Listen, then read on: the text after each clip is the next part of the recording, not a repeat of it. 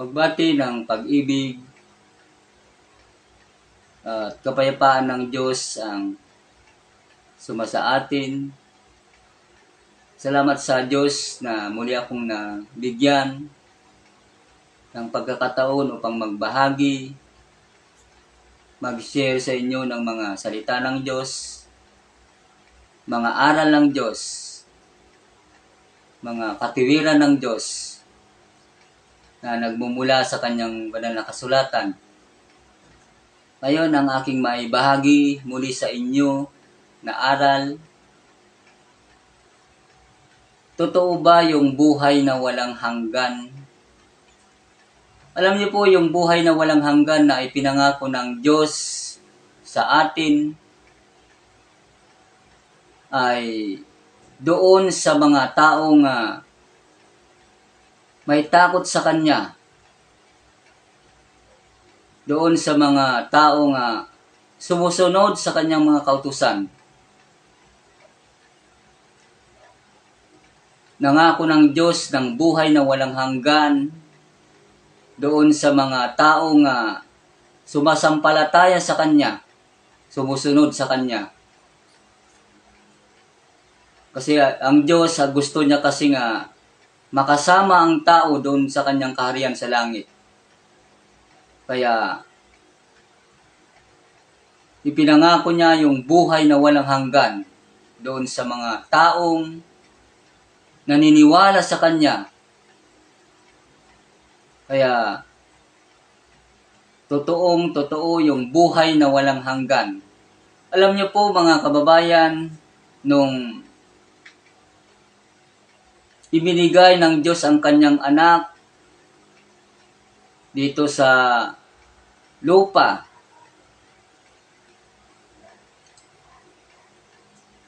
ibinigay ng Diyos ang Panginoong Jesucristo dito sa lupa. Nung nangaral ang Panginoong Jesucristo dito sa lupa, ay inuumpisan niya dito sa lupa. Kaya sabi niya sa Juan 3 verse 12, mga kababayan, kung sinasabi ko sa inyo ang mga bagay na nauukol sa lupa at hindi ninyo pinaniniwalaan, paanong paniniwalaan ninyo ang mga bagay na nauukol sa langit? Sabi niya. Alam niyo po, meron pong bagay na nasa langit at meron pong bagay na nasa lupa. Kung magturo ang Panginoong Jesucristo ay inuumpisan niya ang mga bagay dito sa lupa.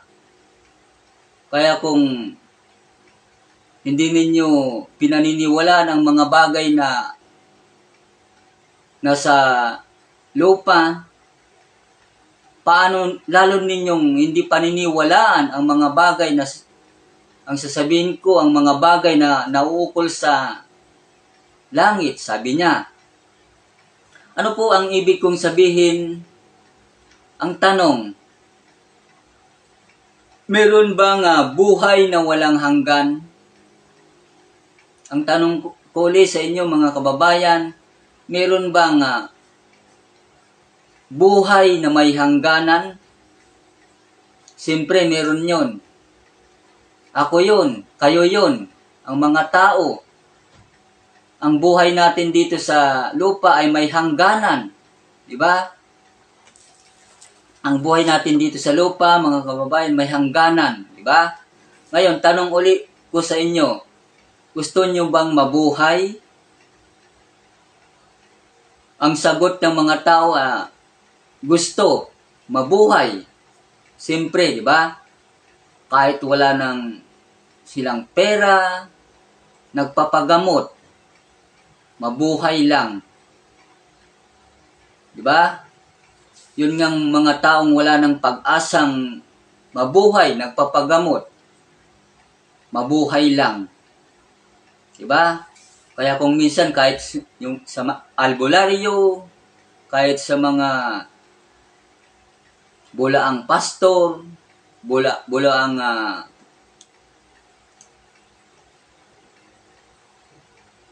propeta, mga bulaang Kristo, nagpapagamot. Mabuhay lang, di ba? Gusto mabuhay. Gusto kasi ng tao mabuhay ng mahaba. At kung maaari, mabuhay ng walang hanggan. Bakit? Meron po kasi nga nabubuhay ng mahaba di ba? Sa aming lugar, meron akong nakita nga puno ng akasya. Napakalaking puno yon. Sabi ng mga matatanda daw doon ay taon na daw yon yung puno na yon. Meron pa akong nakitang meron pang puno ng mangga sa aming solar. Napaka laki. Sabi ko tinanong ko sa aking mga lula ay napaka haba na daw, napaka tagal na daw yung puno daw na yon. Sabi nila, mga taon na daw ang edad yung puno na yon. Kaya nabubuhay pala po ang puno ng mahaba. Imposible ba sa Diyos na hindi tayo buhayin ng mahaba? Ang puno, pinuputol lang ng tao. Diba? Pero ang puno hindi maputol ang tao. Ano po ang ibig kong sabihin? Kung ang puno nabubuhay ng dandan taon, pwede tayong buhayin ng buhay na walang hanggan. Kung ang puno pwedeng buhayin ng Diyos ng mahaba, pwede tayong buhayin ng walang hanggan ng Diyos. Pakinggan niyo po ang sabi ng unang 1 verse 25. At ito ang pangakong kanyang ipinangako sa atin, ang buhay na walang hanggan. Yan po ang Diyos nangako ng buhay na walang hanggan. Tingnan niyo po ngayon. Ngayon, yung Diyos na nangako ng buhay na walang hanggan, anong klaseng Diyos yun? Pakinggan niyo po ang sabi ng Tito 1:2. Sa pag-asa sa buhay na walang hanggan, na ipinangako ng Diyos na di makapagsisinungaling, buhat pa ng mga panahong walang hanggan. Yan po, Diyos pala na hindi pwedeng magsinungaling. Imposible na magsinungaling ang Diyos. Kaya totoo yung buhay na walang hanggan, mga kababayan. Kasi yung Diyos na nangako ng buhay na walang hanggan, hindi pwedeng magsinungaling. God cannot deny Himself, sabi ng banal na kasulatan. Kaya totoo yung buhay na walang hanggan. Hindi pwedeng magsinungaling ang Diyos. Kahit anong mangyari, sasabihin ng Diyos ng totoo. Hindi kagaya ng tao na kapag naiipit, ay ipinagkakaila niya ang kanyang sarili. Pero ang Diyos, hindi pwedeng nang ipagkaila ang kanyang sarili. God cannot deny Himself. Kaya totoo po yung buhay na walang hanggan. Kaya, para makamit ang buhay na walang hanggan na ipinangako ng Diyos sa atin, dapat masunod natin ang kanyang mga kautusan dito sa lupa. Para makamit natin yung buhay na walang hanggan na ipinangako ng Diyos sa atin, dapat natin sumampalataya sa Kanya, sumunod sa Kanyang kautusan habang tayo ay nabubuhay dito sa lupa.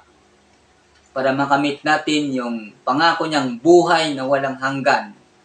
Yung buhay na walang hanggan ay doon sa kanyang kaharian. Kapag nakita kang tapat, nakita kang masunurin dito sa lupa, nakita kang sumusunod sa kanyang kautusan, ay makamit mo yung buhay na walang hanggan ng kanyang ipinangako, mga kababayan. Kaya yung buhay na walang hanggan doon sa kanyang kaharian, doon ay wala ng kamatayan, wala ng luha, wala ng hirap, wala ng dalamhati, wala ng pananambitan man. Ang mga bagay dito sa lupa na ating nararanasan ay kapag nasa kaharian ka na ng Diyos ay wala na. Kaya napakalaga po na tayo ay makasunod, sumampalataya sa Diyos, makasunod sa kanyang mga kautusan habang tayo ay nabubuhay dito sa lupa. Kaya muli, maraming salamat po sa inyong pakikinig ng mga aral ng Diyos, mga katwiran ng Diyos na aking ay bahagi sa inyo sa araw na ito.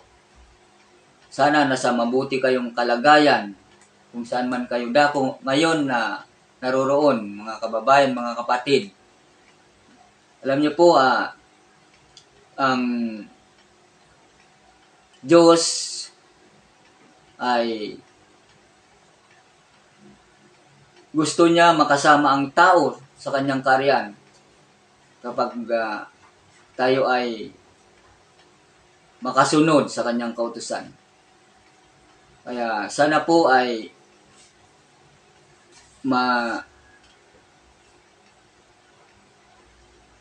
tanggap natin ang mga salita ng Diyos habang tayo ay nabubuhay dito sa lupa. Kasi hindi naman ito yung permanent place natin dito sa lupa. Dito ay pinaka-training ground, kumbaga. Kapag nakita kang tapat, masunurin, ay makamit mo yung buhay na walang hanggan na kanyang ipinangako. Kaya muli, maraming salamat po sa inyo. Salamat sa Diyos